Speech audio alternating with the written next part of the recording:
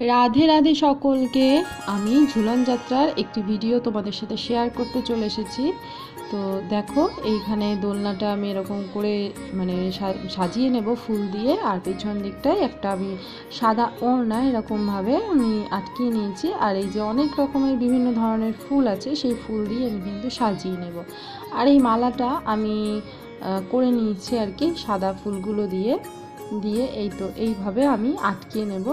তো এইরকমভাবে না, সোজাভাবে আটকিয়ে নেব আর মাঝে মাঝে সুতো দিয়ে বেঁধে নেব, যাতে এই ফুলের মালাটা যাতে সরে এই দিক ওদিক না সরে যায়। তো এই তো এইভাবে আমি বেঁধে নিচ্ছি আর মাঝে মাঝেও কিন্তু বেঁধে নেব।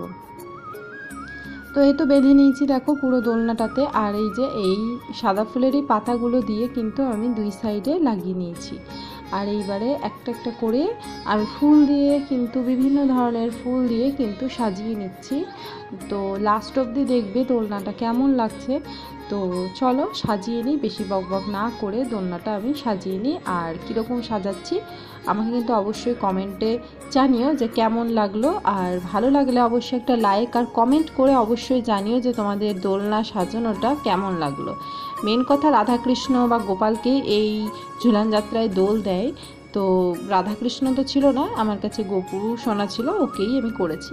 চলো দেখতে থাকো।